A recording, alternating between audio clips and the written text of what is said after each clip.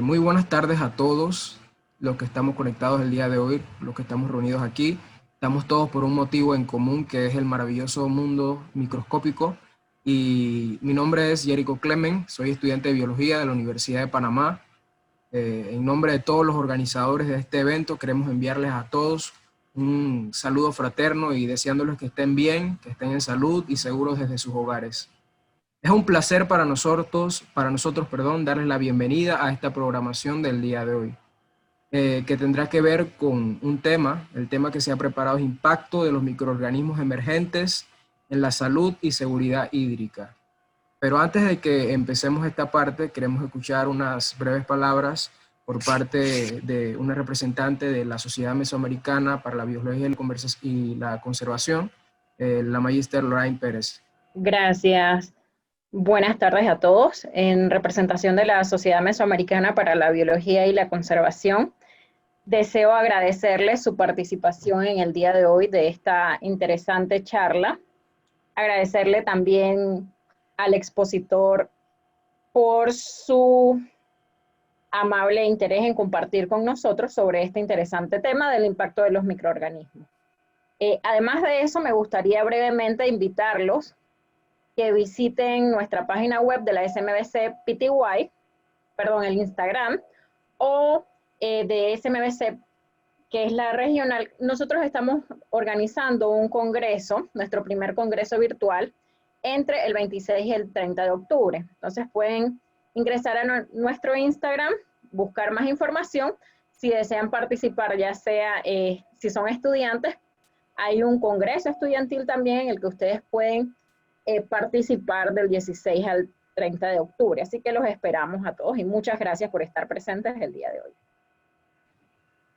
Muchas gracias, Magister, por esas palabras. Bueno, ahora queremos iniciar formalmente, pero antes de eso queremos conocer un poquito lo que es al doctor Alexis de la Cruz, que hoy nos visita, que nos va a hablar de esta temática. El doctor tiene una licenciatura en biología con especialización en microbiología y parasitología. También el doctor ha hecho un posgrado en docencia superior en la Universidad de Panamá en el 2003. Tiene maestría en ciencias agronómicas con énfasis en manejo del suelo y agua, Universidad de Panamá. También tiene una maestría en microbiología ambiental de suelo, agua y alimentos de la Universidad de Panamá, en ciencias ambientales con manejo de los recursos naturales también. Entonces, todo esto forma parte de lo que ha sido la carrera del doctor, al cual vamos a querer escuchar el día de hoy. Nos va a tratar el tema de impacto de los microorganismos emergentes en la salud y la seguridad hídrica. Lo escuchamos, doctor Alexis de la Cruz. Para mí es un placer, saludos a todos. Para mí ha sido un placer compartir esta experiencia que hemos tenido en cuanto al manejo de las aguas. Básicamente les voy a hablar hoy sobre un tema relevante que tiene que ver con salud pública y que tiene que ver con la seguridad hídrica, pero también tiene que ver con la seguridad alimentaria, que es el recurso hídrico. Voy a compartirles la presentación básicamente el día de hoy. En conmemoración del Día del Biólogo, también traigo a colación esta charla del impacto de los microorganismos emergentes en la salud y la seguridad hídrica. Básicamente, la problemática que tenemos actualmente sobre la creciente preocupación, el aumento de la preocupación sobre el fracaso de las autoridades, ¿verdad?, en comprender la salud pública y el impacto socioeconómico está asociado a las enfermedades hidrotransmitidas y otras enfermedades infecciosas relacionadas. Es importante señalar que actualmente hay muchos países que no tienen acceso a una buena calidad de agua desde el punto de vista microbiológico, y de allí el impacto de las enfermedades hidrotransmitidas y otras enfermedades que están relacionadas. Entonces, los beneficios de las inversiones, fundamentalmente en la investigación y la tecnología, están dirigidas a lo que es el control de las enfermedades. O sea, toda la inversión que se está haciendo es en investigación, en aplicación de tecnologías adecuadas para mejorar las aguas, en gestión del recurso hídrico, dirigidas a controlar estas enfermedades, ¿verdad?, que hemos subestimado por mucho tiempo y que prácticamente se ha convertido en un problema de impacto y de salud pública. Además, también tenemos que durante el tiempo que hemos tenido ha habido una evolución y una ecología de los microorganismos. Realmente, con el pasar de los tiempos, desde finales del siglo XIX, con la implementación de los sistemas de desinfección en los sistemas de abastecimiento público, se empezó, ¿verdad?, a disminuir, ¿verdad?, la morbilidad y la mortalidad por enfermedades relacionadas con el agua. Pero nosotros tenemos una historia evolutiva de los patógenos a lo largo del tiempo en la industria del agua, sobre todo fundamentalmente porque ha habido unas variabilidades, cambios climáticos, una presión ecológica que ha causado como resultado la adaptación de nuevos indicadores, de nuevos organismos patógenos mucho más resistentes, ¿verdad?, a factores ambientales, mucho más adaptados a las condiciones actuales, que ha permitido pues subsistir a los procesos de tratamiento. Tenemos algo clarito que señalarle. Ahora mismo nuestros sistemas de abastecimiento de las plantas potabilizadoras, ¿verdad?, en muchas de nuestras regiones, ¿verdad?, son obsoletas. Son sistemas de abastecimiento que datan de más de 10 años. Entonces el dilema es el aumento de la urbanización, el aumento de la población demandando mayor cantidad de agua, y obviamente esos sistemas de producción de agua van a producir más agua en detrimento de una falta adecuada de tratamiento que pueda permitirnos dar una sensación de seguridad de agua de calidad desde todos los aspectos. Porque cuando nosotros hablamos del tema de calidad de agua, tenemos que hablarlo desde las tres directrices, de la directriz física, la directriz química y la directriz microbiológica. Entonces, actualmente hay una abundancia de microorganismos que están asociados a factores abióticos y bióticos también en sus diferentes escalas. Y eso lo vamos a ver en las siguientes tablas. Microorganismos que tienen una amplia resistencia a factores ambientales, tienen un tiempo de vida que pueden estar hasta meses en el agua, en las fuentes superficiales, las cuales son utilizadas para captación de agua, para extracción consultiva de agua. También tenemos aquí en la siguiente diapositiva, perdonen, tenemos las causas de la selección de los indicadores alternativos, porque realmente el estigma de los indicadores de calidad microbiológica que se han venido utilizando por muchos años ha cambiado ese paradigma debido a que muchos de ellos se han encontrado de manera natural y reproduciblemente en el ambiente, lo que nos indica que no serían los mejores indicadores de calidad microbiológica o para dar seguridad a una vigilancia adecuada desde el punto de vista microbiológico. Porque entonces hay otros patógenos que han surgido que tienen una resistencia, tienen una persistencia mucho más adaptable que los mismos indicadores. Eso lo ha ocasionado la presión ecológica, porque los microorganismos tienen una competencia por su nicho ecológico, tienen una competencia por los nutrientes en el sistema acuático. Entonces, como el sistema acuático es diferente al ecosistema terrestre y del ecosistema acuático, vamos a ver, ¿verdad?, vamos a ver disminución de los nutrientes, más diluidos, más competencia. Entonces los microorganismos tienen que buscar una forma de adaptación debido al estrés ambiental, debido a la presión ecológica, y obviamente vamos a tener una relativa distribución y abundancia de los microorganismos. En ambientes con alta polución orgánica, pero esperemos encontrar organismos del tracto intestinal.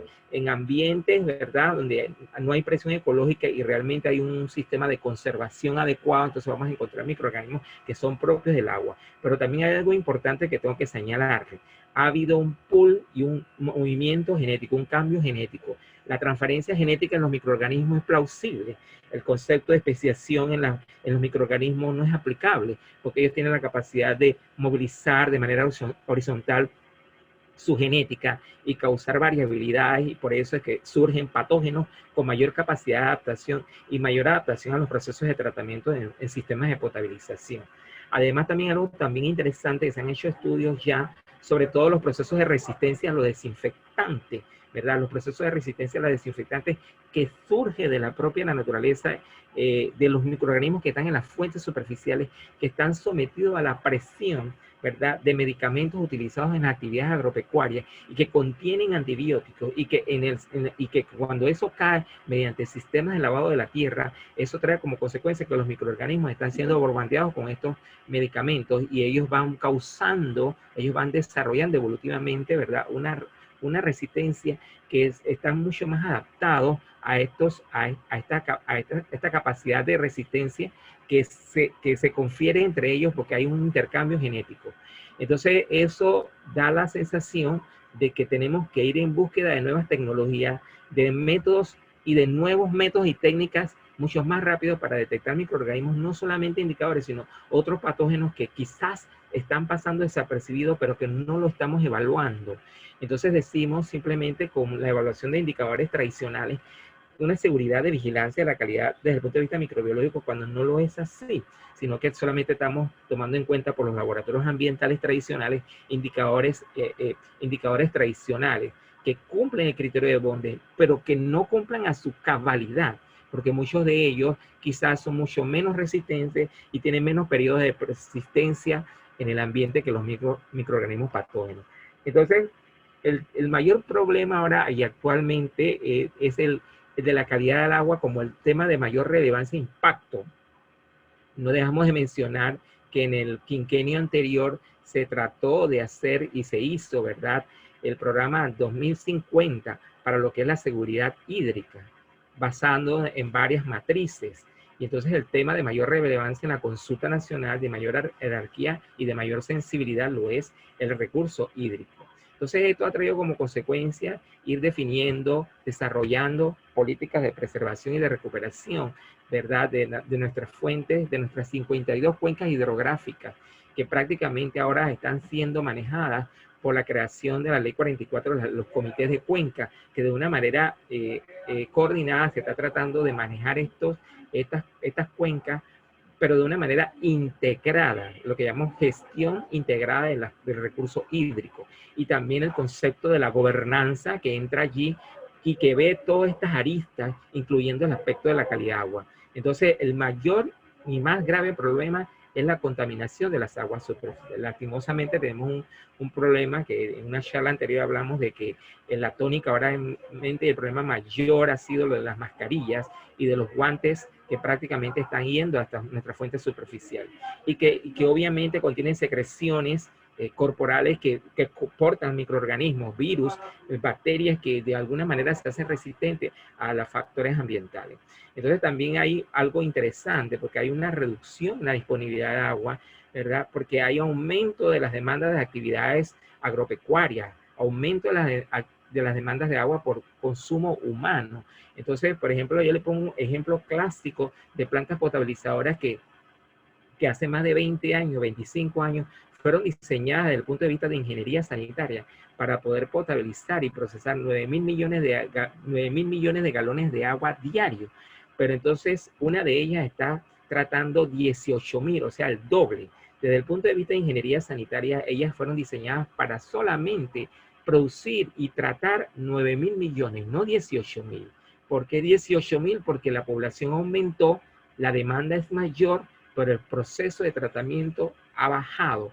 Esto trae como consecuencia aumento de las turbiedades, niveles de sedimentos perceptibles, que eso trae como consecuencia también las características organolépticas no aceptables para consumo humano que va en contra de la normativa.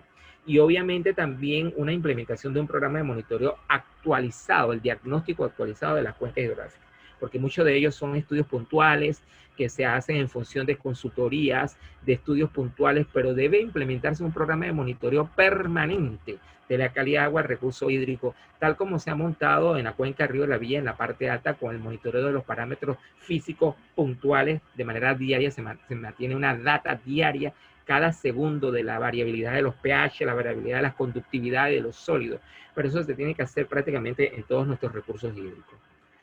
Entonces, hasta el momento nosotros tenemos reportes en brotes de agua, pero eso antes le dije de la evolución de los patógenos a través del tiempo.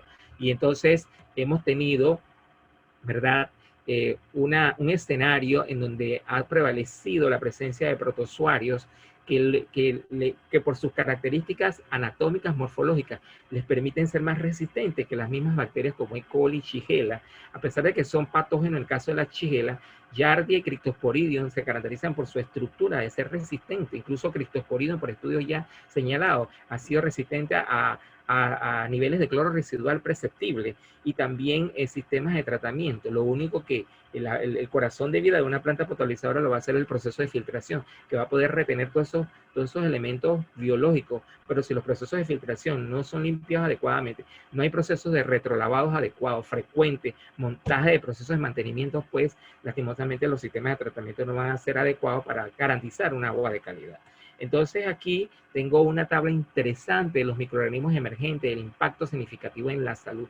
Por ejemplo, el caso de aquí, hablamos de las mascarillas que pueden portar rotavirus, ¿verdad? Pueden portar, por ejemplo, en el caso de las mascarillas, pueden portar virus, ¿verdad? Sincitiales, pueden portar virus respiratorios, que muchos de ellos pueden estar en el agua. Por ejemplo, en el caso del coronavirus, lo vamos a hablar más adelante, que puede tener persistencia en el agua, pero no se transmite, quiero aclarar, por el agua, pero puede encontrarse en el agua. En el caso del rotavirus, que causa diarrea, y todos estos microorganismos que ustedes ven ahí, desde E. coli O157H7 hasta el virus de la hepatitis, y por supuesto, uno de los mayores problemas en la industria del agua, que ha sido Cryptosporidium, prácticamente fue uno de los reportes mayores hasta ahora registrados de enfermedades en la industria del agua por Cryptosporidium. Y todos estos microorganismos que ustedes ven en esta tabla han sido motivos de impacto en la salud pública. Además, también tenemos los brotes asociados como la parte de antecedente, brotes asociados a aguas para consumo humano en los Estados Unidos. Por ejemplo, el caso de Cryptosporidium, solamente señalo el caso de Cryptosporidium como lo señaló aquí en la tablita, que Cryptosporidium, básicamente 403,000 casos, ¿verdad? En Milwaukee, ¿verdad? Con un caso que se dio hace muchos años atrás por una falla en una planta de tratamiento de aguas residuales que obviamente contaminó la planta de tratamiento de agua potable, y eso contaminó todo el sistema, que tuvo que cerrarse por cierto tiempo para entonces aplicar una desinfección profunda y entonces habilitar el proceso de habilitar el sistema de abastecimiento. Pero esto representó 403,000 casos, ¿verdad? Asociados a este tipo de agua, y en otros casos vemos también algunos virus asociados. Por ejemplo, en el caso de la persistencia, lo que estamos hablando en antes, por eso es que no hay ningún microorganismo que llene los criterios totales de un buen indicador, no hay ninguno. Pero dependiendo de la matriz y dependiendo del objetivo de la investigación, así mismo se busca el indicador, permitiendo que él cumpla la mayoría de los criterios para ser un buen indicador, para ser tomado y ser utilizado como un buen indicador de vigilancia de la calidad microbiológica.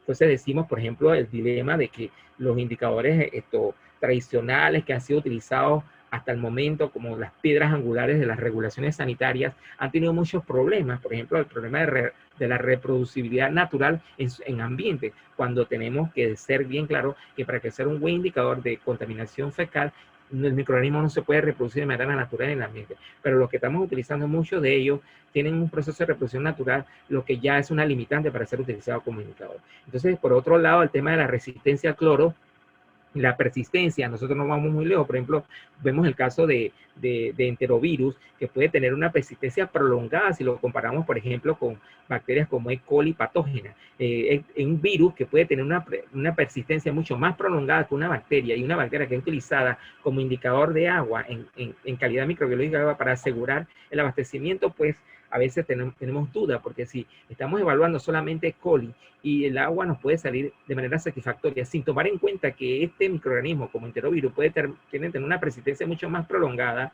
que E. coli, entonces tendríamos que verificar si es necesario tener una mayor amplitud en la evaluación de los parámetros microbiológicos.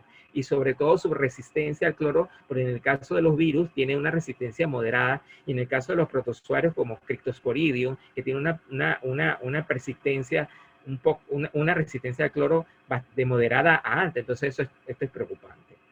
Por otro lado, tenemos que un patógeno transmitido por el agua puede ser un microorganismo capaz de causar enfermedades en los animales. Lo importante es que la ruta sea orofecal.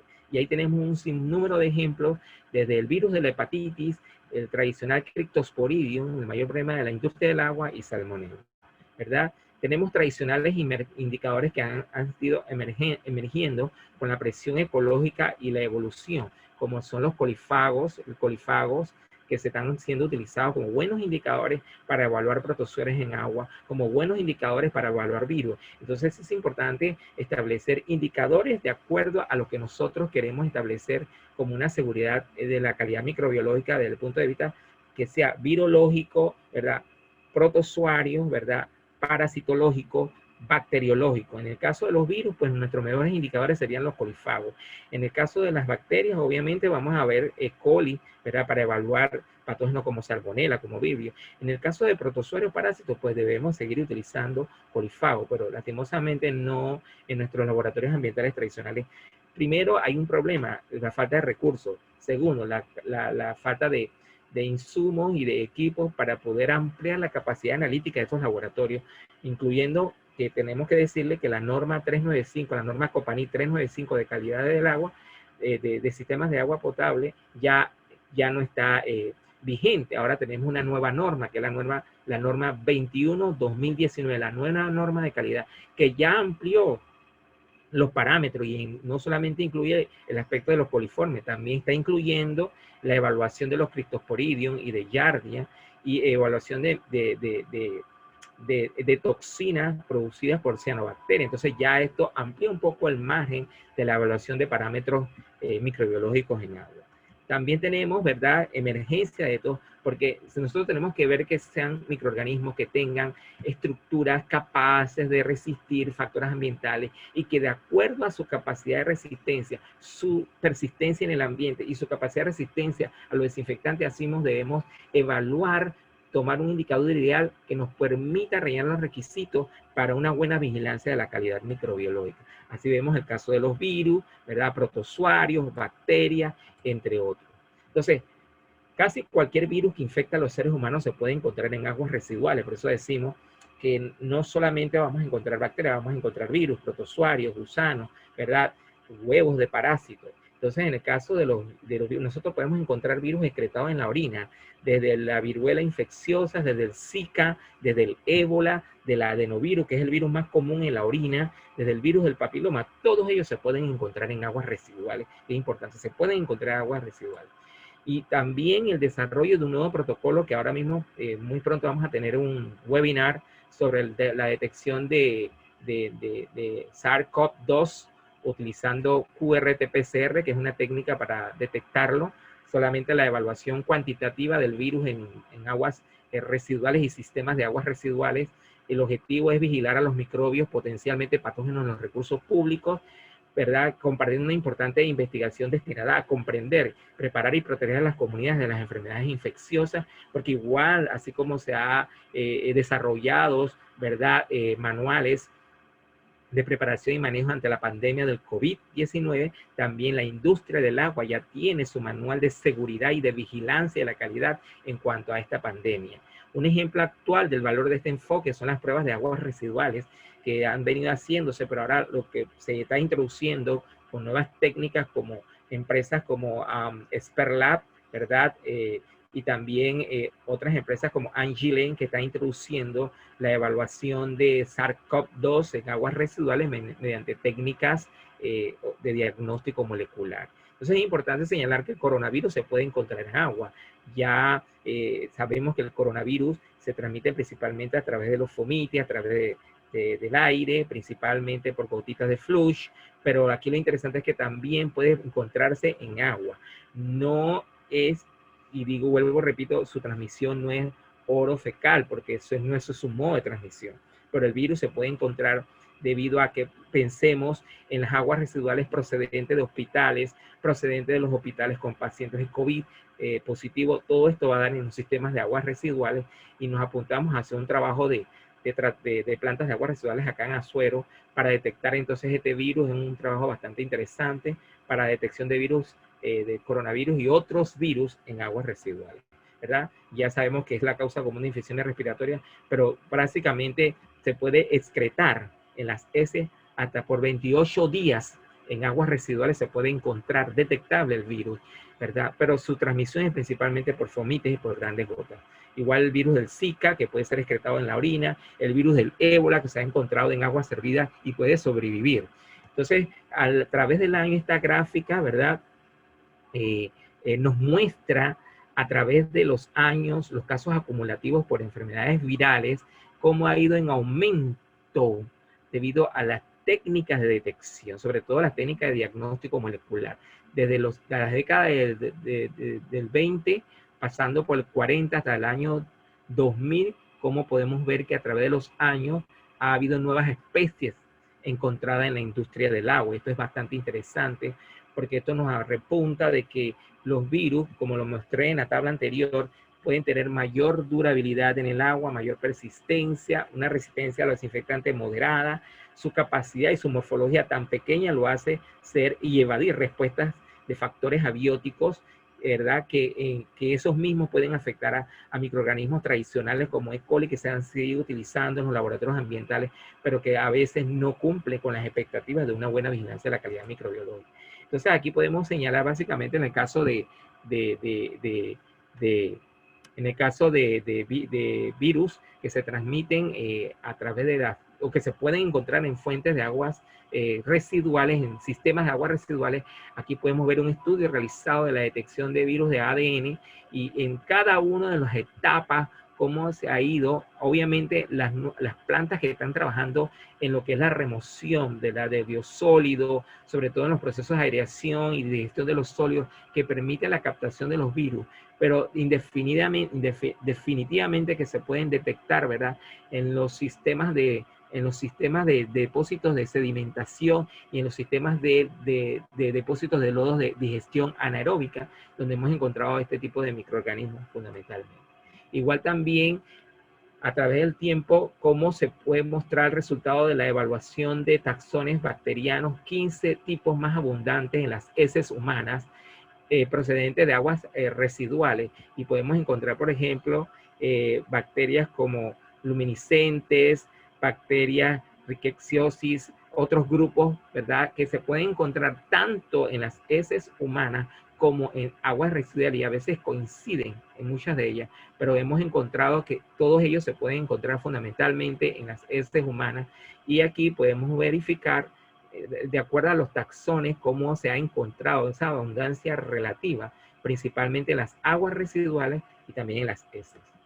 Además también la abundancia de esos virus en lodos de aguas residuales, porque muchos de esos lodos se descartan de alguna manera, pero muchos de ellos se descartan sin tratamiento alguno. Entonces podemos ver en esta gráfica que muchos de ellos, ¿verdad?, tienen virus patógenos que son desconocidos, no se han detectado, tienen un porcentaje de bacteriófagos, un porcentaje de organismos eucarióticos, y en este caso podemos encontrar básicamente que en el caso de los virus, básicamente de mayor abundancia relativa encontrada en lodos de aguas residuales, en biosólidos principalmente, así como el caso del coronavirus, como podemos encontrar aquí, que también se ha detectado en sistemas de aguas residuales. Igual también un protozoario que ha determinado una gran problemática, sobre todo en sistemas de aguas superficiales como la Cantoamoeba, que por su característica de formar quistes lo hace mucho más resistente, y su forma de vida libre y su forma prácticamente de transmitirse a través de la inmersión por la vía de las fosas nasales y causar la famosa meningitis atípica. También el caso de Naegleria fowleri, que son amebas de vida libre que se han encontrado en sistemas superficiales como ríos, en áreas donde se han encontrado básicamente procesos de natación y actividades recreativas principalmente.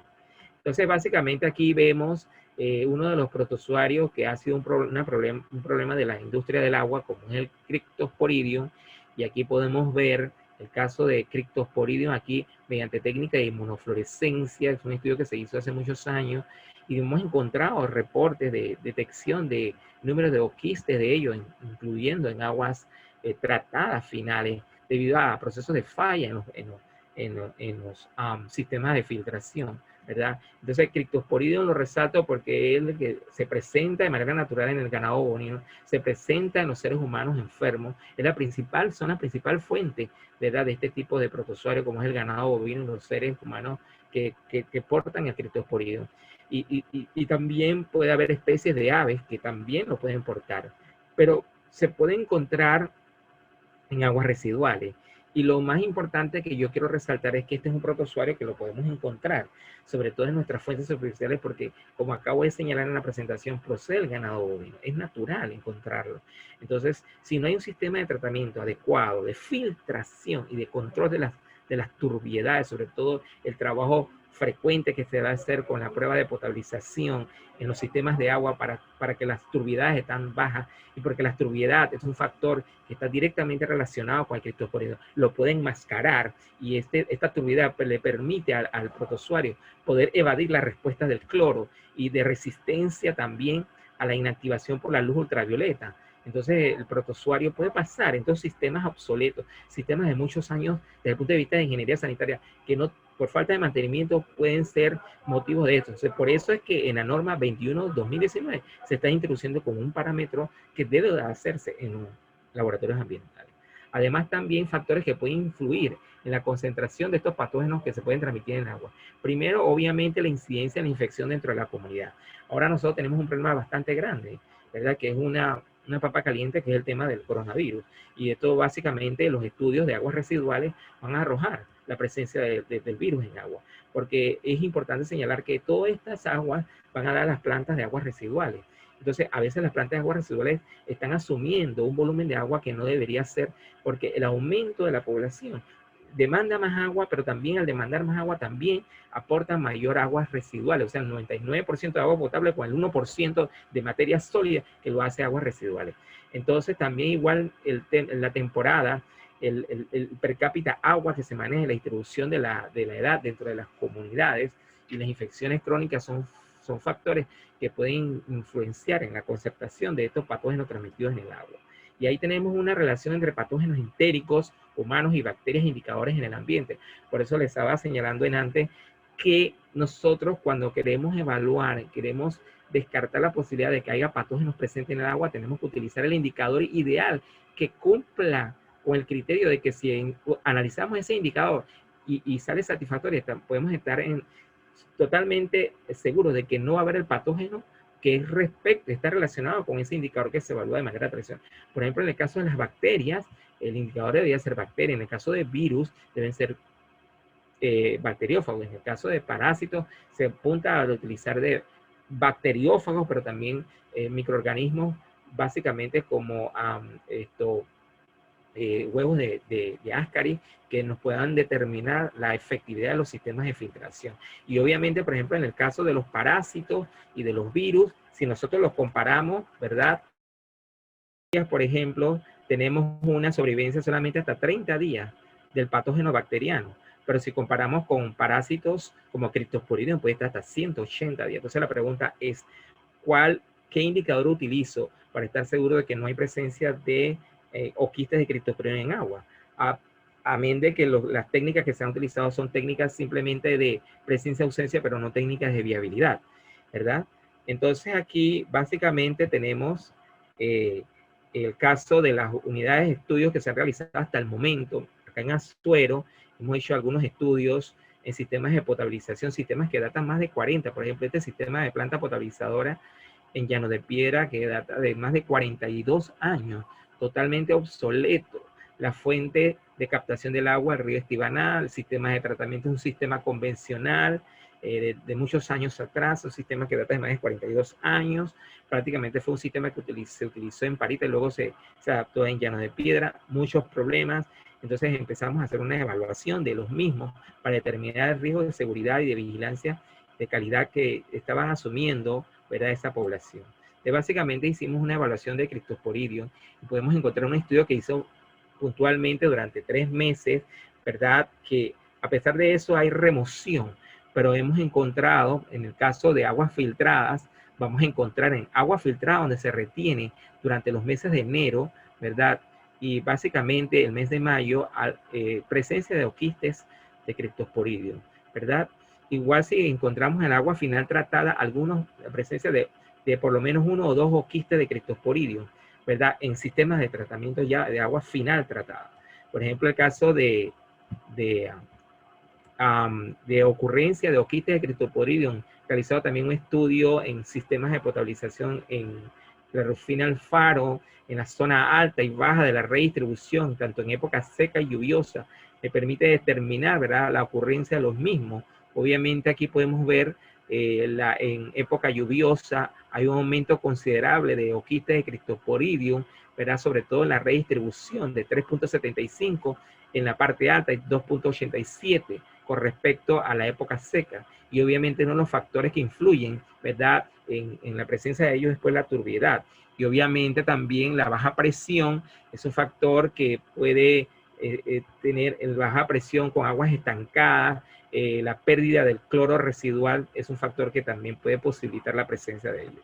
Además también aquí la relación, para buscar esa relación entre los indicadores como los coliformes y los oquistes, pues realmente no encontramos una relación, no encontramos una correlación, ¿verdad? Eso es lo que nos da más fortaleza en el estudio de que realmente los indicadores tradicionales como los coliformes no son los buenos indicadores para la detección de patógenos, porque probablemente nosotros podemos estar evaluando Cryptosporidium, podemos estar evaluando coliformes de manera tradicional, pero no estamos evaluando Cryptosporidium. Entonces nosotros decimos, bueno, la seguridad del agua desde el punto de vista microbiológico es adecuada. A veces no es tan cierto, porque ya hemos establecido aquí en esta charla de que Cryptosporidium tiene mayor persistencia, mayor resistencia y mayor capacidad de adaptación a los factores ambientales. Como lo vemos aquí en esta gráfica, no hay correlación.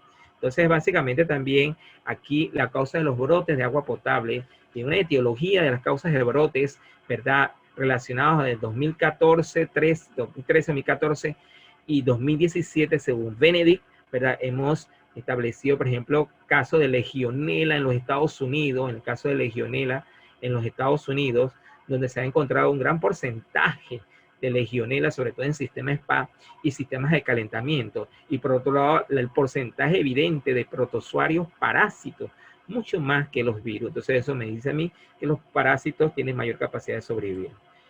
Parásitos, ¿verdad?, como Ascaris, que también se pueden evaluar. Nosotros hemos hecho estudios de parasitosis en niños relacionados con calidad de agua, donde hemos encontrado resultados interesantes de alta parasitosis en algunas regiones de aquí de Herrera, ¿verdad?, en niños menores de 10 años.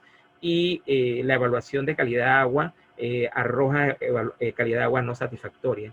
La sobrevivencia de los patógenos en agua, sobre todo porque ya lo dije anteriormente, la capacidad de su dura resistencia y su persistencia le infiere a los protozoarios por su capacidad de tener oquiste y oquiste ser un poco más resistente. A los huevos de Ascaris, por su forma mamellonada y esa estructura de huevo, le permite ser más resistente. Al virus, por su capacidad de manejo del pH, que el pH es una de las variabilidades para el virus y que lo maneja fácilmente. En relación con las bacterias tienen menos persistencia y menos resistencia a los sistemas de desinfección, ¿verdad? Entonces, puedo concluir básicamente, y eso creo que es importante, estamos en este estudio de lo que es la variabilidad climática, está determinando emergencia y reemergencia de especies nuevas patógenas. Nosotros hemos encontrado, no lo metí en este estudio, pero sí microorganismos que se han evaluado en las fuentes de captación de agua para plantas potabilizadoras, donde hemos encontrado resistencia de Pseudomonas aeruginosa a más de 6 antibióticos. Hemos encontrado resistencia, por ejemplo, de Enterobacter cloacae a 3 antibióticos. Eso demuestra que los microorganismos, al estar en su ambiente, buscan una forma rápida de adaptación porque están siendo bombardeados por los factores ambientales. Entre los principales, la contaminación por metales pesados y la contaminación con medicamentos producto de las actividades agropecuarias que contienen restos de antibióticos. Eso hace, lo prepara el cassette genético de estos microorganismos para poder resistir a factores mucho más agresivos, porque ya vienen con esa preparación genética desde el ambiente. Entonces también la emergencia de microorganismos como Cryptosporidium, coronavirus, legionela, Ascaris, Acanthoamoeba, que han determinado un impacto en el escenario de la salud pública y obviamente han determinado la debilidad que hay en los escenarios de manejo de los sistemas hídricos, sobre todo en sistemas de potabilización. Tenemos que ir a apuntar hacia la modernización, tenemos que ir a apuntar hacia la amplitud de los parámetros, hacia el tema de la no conformidad y de la gestión de calidad para el aseguramiento de la vigilancia de la calidad de agua, pero también factores concomitantes como técnicas desarrolladas, ¿verdad? Esas técnicas desarrolladas, muchas de ellas son limitantes, porque no hay técnicas, no se han desarrollado técnicas acorde al parámetro microbiológico que quiero analizar. Entonces tenemos limitantes de detección, tenemos limitantes de técnicas de detección, tenemos limitantes de la presión ecológica que juega un papel importante, ¿verdad? Con la reducción de las fuentes de agua y con la presión de la variabilidad climática, sobre todo factores como la temperatura que están jugando con la persistencia de microorganismos en eso, la capacidad de resistencia a procesos de tratamiento debido a la transferencia genética horizontal, que los hace bien resistentes a metales pesados y también asiste a antibióticos. Esto ha sido crucial para que los microorganismos patógenos estén ocupando importantes escenarios epidemiológicos y estén apareciendo en el escenario de la salud pública y nuevos brotes hídricos que estamos teniendo. Obviamente esto es un detalle importantísimo que tenemos que tener en cuenta de las autoridades que tienen que ver con las políticas de agua e ir pensando en la modernización, en la implementación de nuevas técnicas para estar acorde con lo que va exigiendo la presión ecológica de nuevos microorganismos que demandan ser analizados para poder asegurar la calidad del agua desde el punto de vista microbiológico. Bueno, y entonces les doy la gracia por su atención y bueno, estamos anuente a cualquier duda o a cualquier pregunta que ustedes quieran hacer.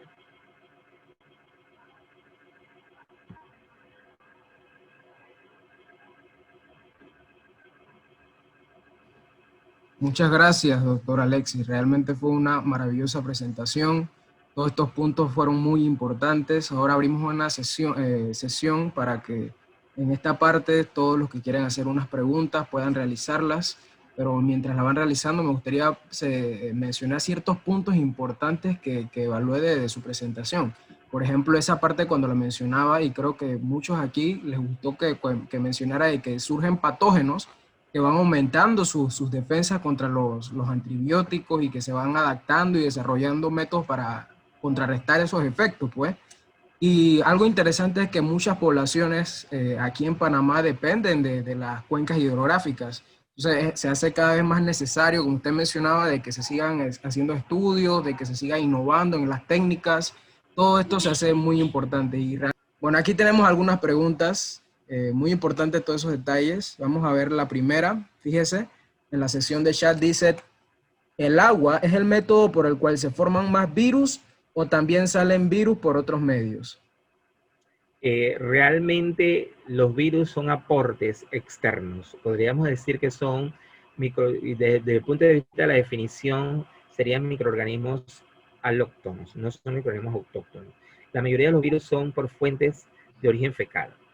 Entonces, prácticamente ellos tienen un periodo de persistencia y periodo de sobrevivencia en agua. Igualmente tenían un factor de resistencia. Entonces, básicamente los virus pueden ser afectados con parámetros como pH, principalmente lo afecta grandemente. Pero ellos pueden sobrevivir de manera moderada, tienen una persistencia moderada en agua. Lo que apunta a que debe haber técnicas de diagnóstico molecular, sobre todo, e ir preparando los laboratorios ambientales para ir hacia eso, hacia no solamente evaluar calidad bacteriológica, sino hacer evaluación de algunos virus muy, muy importantes que se han encontrado en la industria del agua, tal como el rotavirus, tal como el norovirus, que el norovirus es un problema en los Estados Unidos ahora mismo, es un virus muy persistente, endémico en la industria del agua en Estados Unidos, el norovirus, ¿verdad?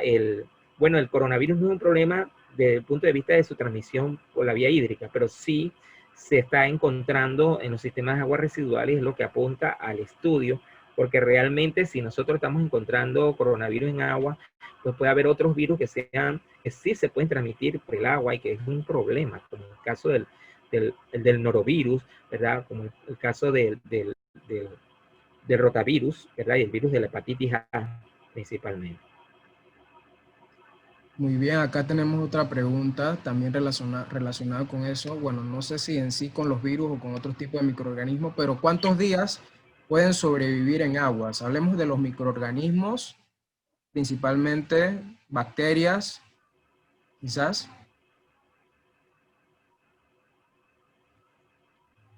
Ok, en el caso, como lo señalé antes en la tabla, las bacterias normalmente no pasan más de un mes de sobrevivencia en el agua. No como el caso de los virus y el caso de los protozoarios, que pueden persistir por más de hasta 3 meses, pueden estar viables en agua. Y como le dije, esa capacidad de persistencia en el agua se le aporta su estructura anatómica de resistencia, esa forma de estructura de resistencia. Recuerden que los protozoarios, sobre todo el caso de Cryptosporidium, está en su forma de oquiste, lo que lo hace mucho más resistente a los factores ambientales. En el caso de los virus, su pequeño tamaño le permite evadir muchas respuestas abióticas y normalmente el virus tiene un periodo de resistencia, perdón, tiene un periodo de persistencia en el agua mucho mayor que las bacterias. Correcto, muy bien. Acá tenemos otra pregunta de parte de Irving Solorzano. ¿Cuál sería la forma más efectiva de potabilizar el agua de una manera segura y sustentable? Leí sobre que los egipcios que potabilizaban el agua con semillas de moringa. Excelente ponencia. Saludos desde El Salvador. Ese es de parte de Irving. Bueno, básicamente, recuerden que nosotros vamos a tener sistemas tradicionales de tratamiento, pero lo importante de una planta potabilizadora es el manejo de la turbiedad. Si una planta potabilizadora no maneja la turbiedad, créame que el agua le va a llegar con turbiedad a las plumas, a sus grifos. Y si esa turbiedad llega al grifo, entonces hay una dudosa forma de tratamiento y manejo del sistema de potabilización. Porque las normas exigen que las turbidades, como la OPS, la Organización Mundial de la Salud, señala que las turbidades pueden llegar hasta 5, pero en países latinoamericanos las turbidades, según las normas sanitarias, hasta 1.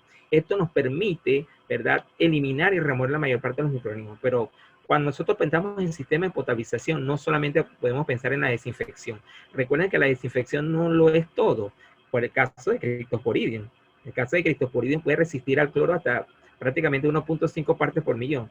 Pero lo que sí lo puede remover es los sistemas de filtración. Tiene que haber un sistema de tratamiento que combine lo siguiente: un sistema de floculación, ¿verdad? Un sistema de floculación, ¿verdad? Sedimentación combinada, un sistema de filtración y un sistema de cloración, postcloración adecuada, con procesos de retrolavado de los filtros. Porque ustedes mismos se dan cuenta que cuando ustedes colocan filtro en su casa, que cada tiempo lo tienen que cambiar. O ustedes dejan esos filtros todo el año. No lo pueden dejar todo el año, porque el filtro no sigue funcionando. El filtro tiene un periodo de vida útil, 2, 3 meses. Todo va a depender de la agresividad, de la calidad del agua. ¿Qué tan agresiva es? Si yo tengo un filtro en mi casa, yo sé que mi calidad de agua es agresiva, pues ese filtro quizás nada más demore una semana. O ese filtro nada más demore 2, 3 días. Porque va a depender de la agresividad de la calidad. Entonces, va a depender de factores importantes como la turbiedad. Por eso es que decimos siempre, el alma de una planta potabilizadora es el manejo de la turbiedad. Eso es muy importante. Yo manejo la turbiedad adecuadamente, estoy manejando los procesos de floculación, sedimentación, estoy manejando los procesos de filtración y estoy llevando una adecuada operatividad de la planta potabilizadora. Perfecto, muy bien. Acá tenemos a Noelis Alvarado. Parece que ya anteriormente lo ha escuchado usted y dice: un honor volver a escucharlo, doctor Alexis. Mi pregunta va dirigida al tema de calidad de aguas recreativas. Tengo entendido que en el 2008, se realizó una propuesta normativa para verificar la calidad. Sin embargo, no hay mucha información y seguimiento de los puntos más importantes como balnearios a nivel nacional. ¿Cuál cree usted, fíjese, que es el mejor indicador microbiológico para estos puntos balnearios, ya que en la normativa solamente señalan los coliformes fecales y estreptococos?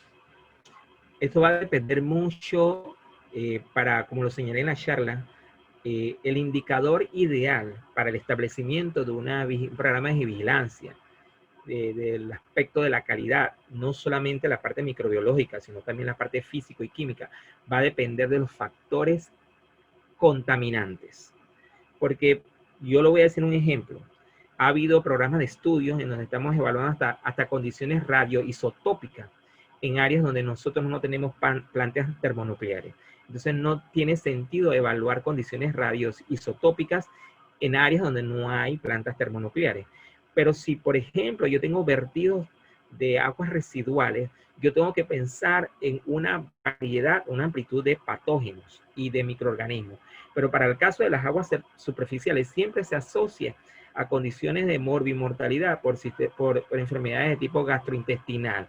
Lo que eso me apunta a que debo utilizar indicadores tradicionales que no deben dejar de utilizarse pero también tengo que incorporar indicadores que tengan mayor persistencia que los tradicionales, como por ejemplo los estreptococos y los enterococos, que son bien ampliamente utilizados para sistemas de balneario, para sistemas de aguas superficiales, y que tienen una persistencia mucho mayor que los indicadores. La evaluación de ellos en conjunto con los tradicionales nos permite tener un aseguramiento de las vigilancias en sistemas de fuentes superficiales, sobre todo porque en un proyecto que hubo hace años, que todavía lo mantiene mi ambiente, con el proyecto de bandera azul ecológica para determinar sitios de balnearios y playas adecuadas, que prácticamente no se ha dado un seguimiento, porque esto establecía un mapa adecuado de cuáles sitios eran seguros desde el punto de vista de riesgo microbiológico para actividades recreativas, principalmente de contacto directo con agua. Entonces, indicamos principalmente bacterias como estreptococos y enterococos, porque son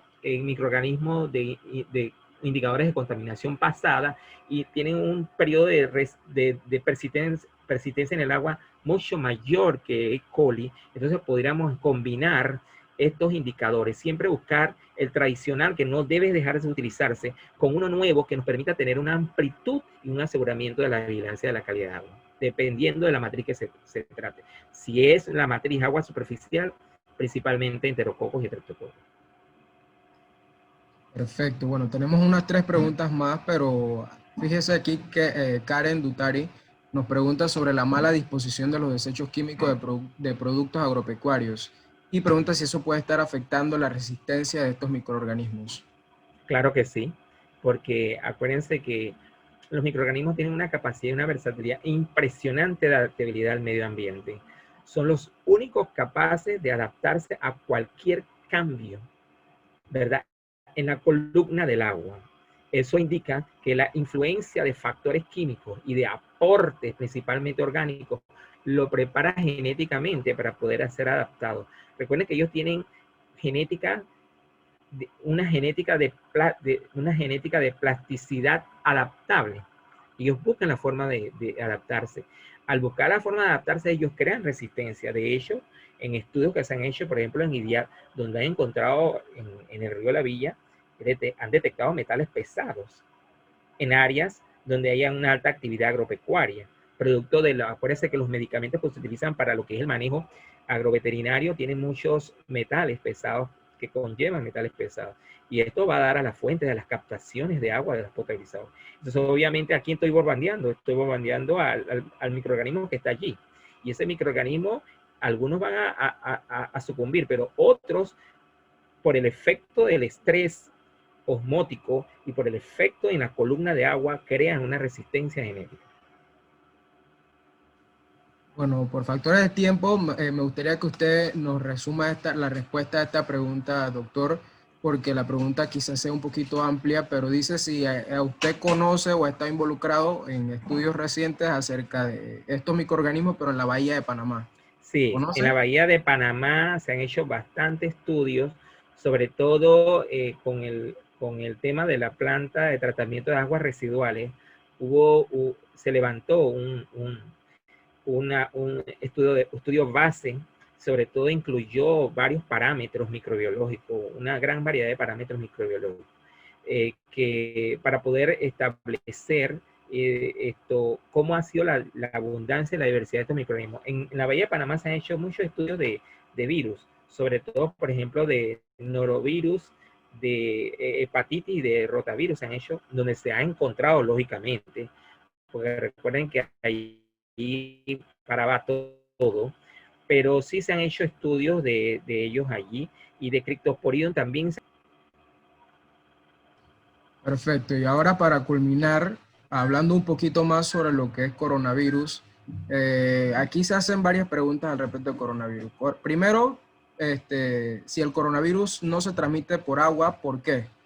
Segundo, No. los tipos de coronavirus de importancia a nivel clínica, o sea, no solamente hablando del SARS-CoV-2, que es el que estamos ahorita, y si esto podría generar algún tipo de impacto a nivel ambiental fuera de los seres humanos.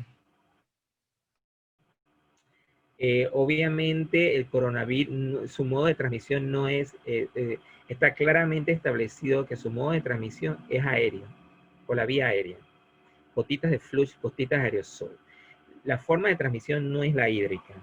él puede estar en el agua. Lógicamente, los estudios van conducentes a determinar su detección en agua por el hecho de que si estamos detectando el coronavirus en agua, podemos detectar otros virus que tienen, acuérdense que si yo detecto un virus en agua, puedo tener la certeza que hay otro virus ahí presente que sí se puede transmitir por la vía hídrica. Y como son virus, tienen ese mismo comportamiento, esa misma estructura morfológica, muchos de ellos muy parecidos que lógicamente me dan a mí, ¿verdad? Una pista de que yo tengo que evaluar otros virus. Entonces, en el grupo de los coronavirus, sí se han evaluado. Básicamente, lo que se ha evaluado hasta ahora son los coronavirus del grupo alfa, no del grupo beta. En el grupo beta está el SARS, el famoso COVID-19, y está asociado al SARS, ¿verdad? Y el virus que afectó las áreas orientales, que es el virus que también presentó síntomas gastrointestinales y que hay estudios que sí se han determinado que se puede transmitir, pero no el caso del coronavirus. Ahora, en el caso de los estudios que se han hecho, están viendo la posibilidad primero para determinar su persistencia en agua, pero sí se ha determinado que se detectan en el agua. Entonces, se han desarrollado, por ejemplo, la gente de BioSolution está introduciendo una técnica para la detección de este virus en agua, sobre todo para los estudios de aguas residuales, con una técnica cuantitativa que nos permita determinar la carga viral que puede haber en aguas residuales. Pero sí, en el caso de los grupos de los virus, pues el grupo del virus, el grupo alfa, que son los tradicionales virus de la gripe, son los virus de la gripe, que son realmente coronavirus. Lo único que ahí está el otro grupo, que es el grupo beta, donde nosotros decimos los chicos malos de la película, que son virus de ARN todos, pero que estos tienen mayor característica de comportamiento debido a su capacidad alta de transmisión, como es el coronavirus, el COVID-19, y bueno, el SARS, que no tiene esa capacidad alta de transmisión, pero sí tiene una alta capacidad patogénica. Bueno, doctor, ha sido una excelente presentación. Muchas gracias por dejarnos claros todos estos puntos importantes acerca de los microorganismos. Creo que todos aquí en la charla hemos disfrutado de esa participación y hemos aprendido mucho. De seguro algunos que están relacionados con la microbiología, de seguro van a querer seguir también estudiando más. Y bueno, no sé si quieres darles unas últimas palabras precisamente a esos muchachos que de repente están iniciando, así como usted, en la microbiología. Bueno, yo los exhorto. Juventud, divino tesoro. Tienen todo el mundo por delante. La pandemia no nos puede parar. Todo continúa, ¿verdad? Lo importante es la preparación, que desde la virtualidad, pues la capacidad de nosotros es impresionante y buscar todas las estrategias para aprender. El mundo de la microbiología es fascinante, es un abanico amplio de posibilidades y ese abanico amplio de posibilidades tiene tantas directrices que nos permiten especializarnos. Yo los invito a que se preparen adecuada y académicamente y que los insisto a que realmente tengan pasión por lo que ustedes están haciendo, desarrollando, principalmente por esa juventud que todavía tienen por delante y que los invito a que la potencialicen y que se preparen académicamente muy bien. Bueno, muchas gracias a todos por estar presentes aquí. Con estas palabras maravillosas nos despedimos hoy y bueno, nos veremos entonces en una siguiente charla. Doctor Alexis, ha sido un gusto. Muy amable. Y que todos pasen una excelente tarde.